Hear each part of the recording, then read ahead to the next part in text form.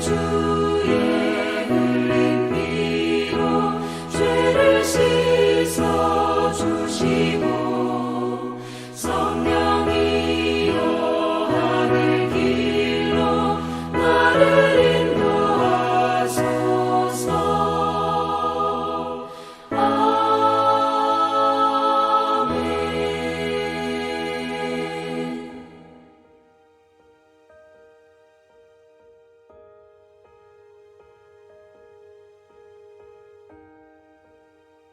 너는 이스라엘 고관들을 위하여 애가를 지어 부르라. 내 어머니는 무엇이냐? 암사자라. 그가 사자들 가운데 엎드려 젊은 사자 중에서 그 새끼를 기르는데 그 새끼 하나를 키우매 젊은 사자가 되어 먹이 물어뜯기를 배워 사람을 삼키매 이방이 듣고 함정으로 그를 잡아 갈고리로 끼어 끌고 애굽 땅으로 간지라. 암사자가 기다리다가 소망이 끊어진 줄을 알고 그 새끼 하나를 또 골라 젊은 사자로 키웠더니 젊은 사자가 되매 여러 사자 가운데 왕래하며 먹이 물어뜯기를 배워 사람을 삼키며 그의 궁궐들을 헐고 성읍들을 부수니 그 우는 소리로 말미암아 땅과 그 안에 가득한 것이 황폐한지라. 이방이 포위하고 있는 지방에서 그를 치러와서 그의 위에 그물을 치고 함정에 잡아 우리에 넣고 갈고리를 끼어 끌고 바벨론 왕에게 이르렀나니 그를 옥에 가두어 그 소리가 다시 이스라엘 산에 들리지 아니하게 하려 함이라. 내 피의 어머니는 물가에 심겨진 포도나무 같아서 물이 많음으로 열매가 많고 가지가 무성하며 그 가지들은 강하여 권세 잡은 자의 규가 될 만한데 그 하나의 키가 굵은 가지 가운데에서 높았으며 많은 가지 가운데에서 뛰어나 보이다가 분노 중에 뽑혀서 땅에 던짐을 당하매 그 열매는 동풍에 마르고 그 강한 가지들은 꺾이고 말라 불에 탔더니 이제는 광야 메마르고 가물이 든 땅에 심어진 바 되고 불이 그 가지 중 하나에서부터 나와 그 열매를 태우니 권세 잡은 자의 규가 될 만한 강한 가지가 없도다 하라. 이것이 애가라. 후에도 애가가 되리라. 할렐루야. 에스겔서에 담긴 하나님의 놀라운 사랑을 발견하는 오늘 되기를 간절히 소망합니다.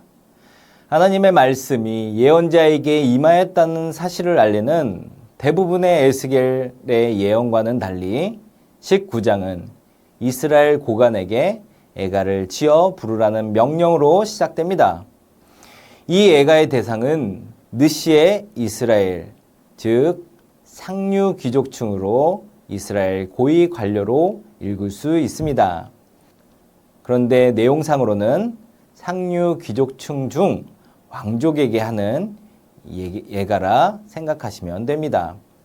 그 이유는 왕족을 뜻하려면 멜렉 이스라엘이라 써야 하는데 예언자 전통에는 멜렉 이스라엘은 하나님 한 분이라는 이유와 이스라엘은 멜렉이 느시, 즉 왕은 없고 고관만 존재하는 나라가 아닌 나라가 된 실상을 표현한다 하겠습니다. 또한 오늘 본문이 말씀하고 있는 시기는 유다의 17대 왕인 여호야스에서 마지막 왕 시드기야까지를 가리킵니다. 그럼 17대에서 마지막까지 왕들에게 무슨 애가를 부르는 것일까요? 2절 암사자는 왕의 어머니를 가리키는 것이 아니라 유다를 가리킵니다. 이는 창세기 49장 9절, 민수기 23장 등에서 한 나라를 어미로 표현하고 유다를 사자로 표현했기 때문입니다.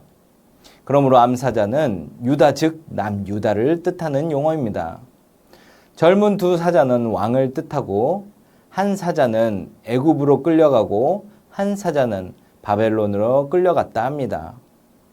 애굽으로 끌려간 젊은 사자는 16대 왕인 요시아가 폐위되고 애굽으로 끌려간 17대 여호야스 왕입니다. 그럼 바벨론으로 끌려간 젊은 사자는 18대 왕인 여호야김이 폐위되고 바벨론으로 끌려간 19대 여호야긴입니다. 이렇게 왕의 이야기가 등장한 후 10절에서 14절까지 포도나무 이야기가 나옵니다.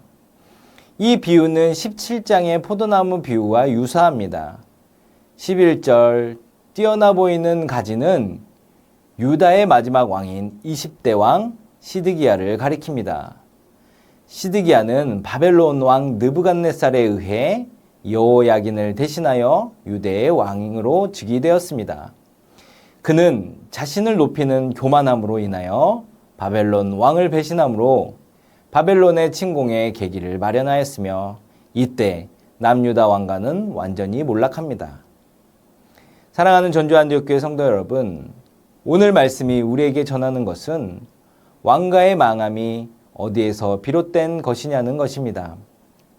다윗 왕조는 하나님의 능력의 상징입니다. 사사가 다스리던 시기에 백성들은 하나님의 능력을 항상 볼 수 있는 형상인 왕을 구했습니다. 그들의 신앙 전통은 오직 그들의 왕은 하나님 한 분이신데 말이죠. 세상을 이길 믿음이 부족하니 눈에 보여지는 왕을 구한 것입니다. 사랑의 하나님은 그런 불의한 백성에게 왕을 세워주셨습니다. 그리고 다윗 왕조를 세우고 언약을 맺으셨지요. 그런 약속의 왕조가 뛰어나 보이는 마지막 왕 시드기야를 통해 완전한 멸망에 이른 것을 보며 이스라엘 백성들은 약속의 왕조도 망하는데 우리는 어떻겠냐는 생각으로 삶의 신앙을 포기하고 강대국을 섬기는 우상을 향해 나아갔습니다. 그러나 에스겔을 통한 환상은 그 모든 사고의 흐름과 불신의 생각에 애가를 부르라는 것입니다.